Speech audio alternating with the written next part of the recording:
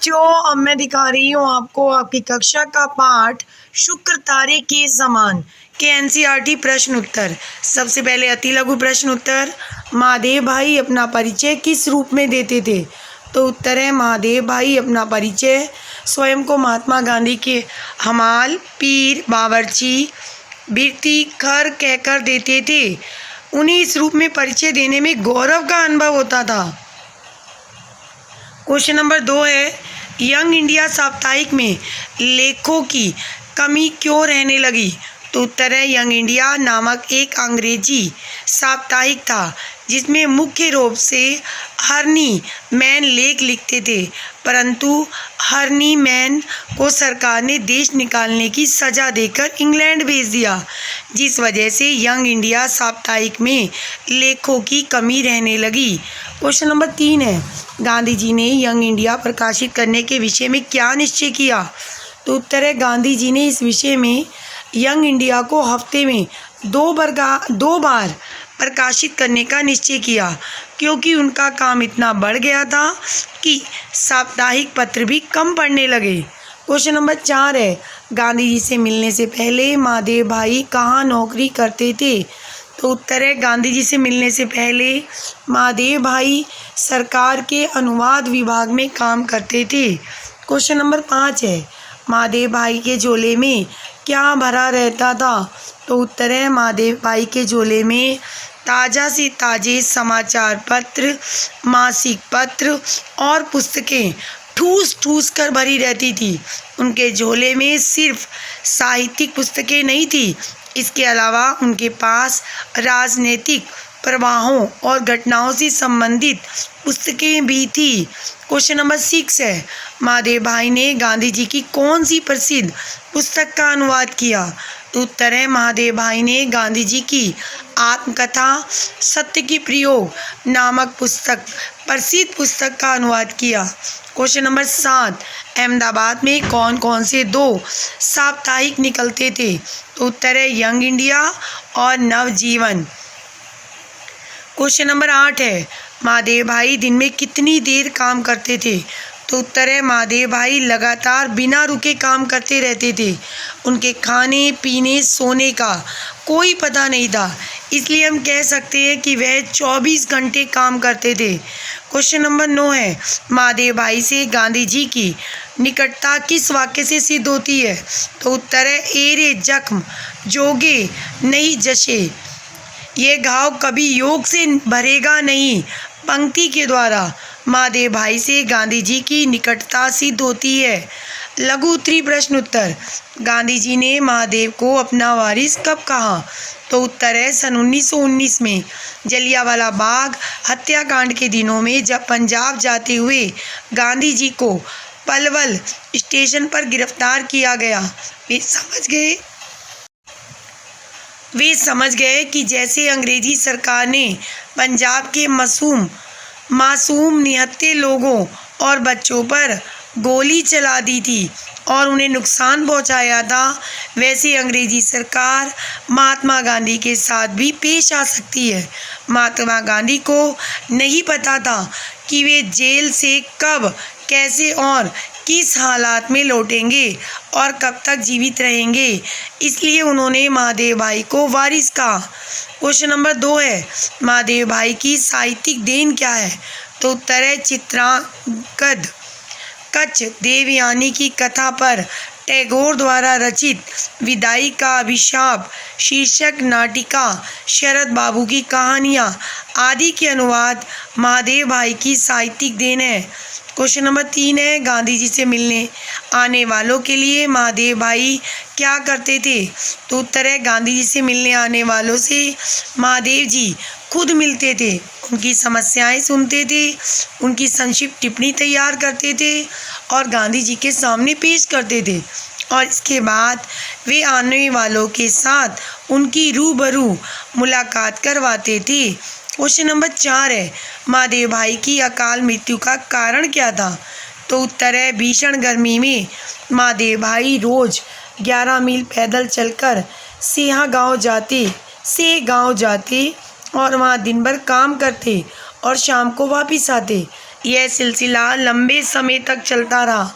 साथ ही उनके खाने पीने सोने का कोई पता नहीं था, जिसका प्रतिकूल प्रभाव उनके शरीर पर पड़ा और यही उनकी अकाल मृत्यु का कारण बना।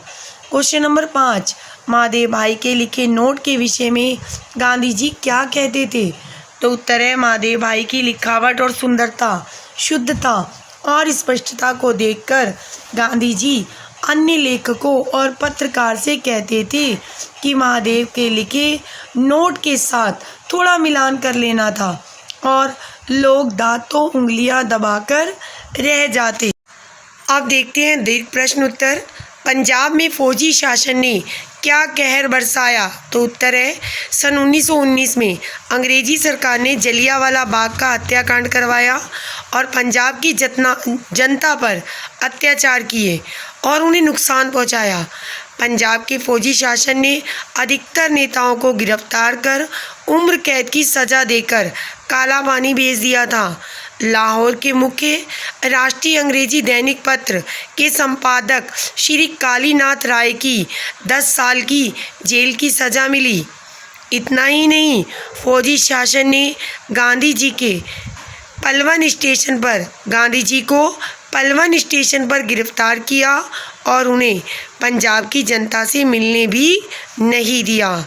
क्वेश्चन नंबर 2 है, महादेव जी के किन गुणों ने उन्हें सबका लाडला बना दिया?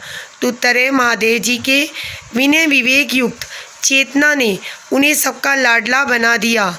महादेव जी देश विदेश के उन समाचार पत्रों पर आलोचक की दृष्टि रखते थे जो गांधी जी की गतिविधियों पर नज़र रखते थे और उन पर निरंतर टीका टिप्पणी करते थे।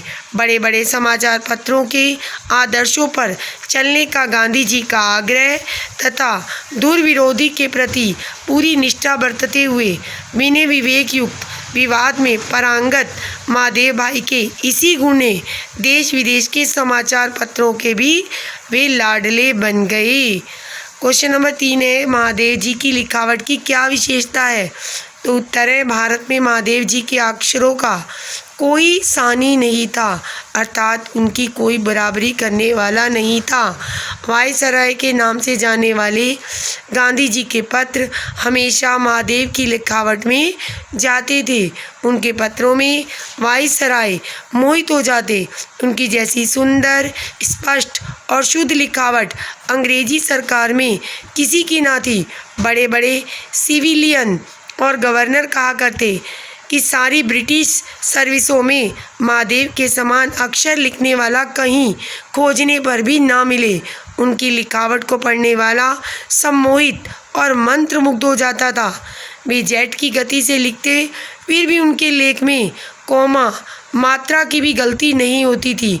उनकी लिखावट पर सिर्फ गांधी जी नहीं बल्कि पूरी अंग्रेजी सरकार मंत्रमुग्ध थी। आशय स्पष्ट करें। अपना डैश थे।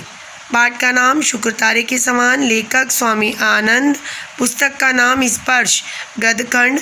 आशय प्रस्तुत पंक्तियों के माध्यम से स्वामी आनंद महादेव देसाई के स्वभाव की विशेषताएं बताते हुए कहते हैं कि जब उनके मित्र हंसी मजाक में उन्हें गांधी जी का सलाहकार, खाना बनाने वाला, पानी भरने वाला, नौकर या उनकी जिम्मेदारियों का बोझ उठाने वाला गधा कहकर संबोधित करते थे, तो महादेव देसाई नाराज होने की बजाय स्वयं में गर्व का अनुभव करते थे।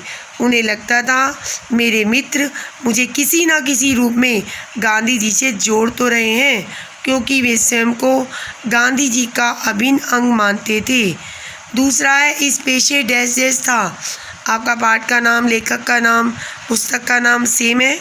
आशय प्रस्तुत पंक्ति के द्वारा लेखक स्वामी आनंद वकालत के पेशे की विशेषता बताते हुए कहते हैं कि वकालत का पेशा एक ऐसा काम है जिसमें सच को झूठ और झूठ को सच बनाकर प्रस्तुत किया जाता है। अर्थात केस को जीतने के लिए इस पेशे में झूठे गवाह और झूठी दलीलों का सहारा लिया जाता है। इस पेशे का संस्कारों और आदर्शों से कोई लेना देना नहीं। तीसरा है, देश डैश डैश गए। पाठ का नाम, लेखक का नाम, पुस्तक का नाम सेम। आशय प्रस्तुत पंक्तियों के द्वारा लेखक महादेव देसाई के विषय में बताते हुए कहते हैं कि महादेव जी का व्यक्तित्व ऐसा जिससे हर कोई प्रभावित हो जाता था।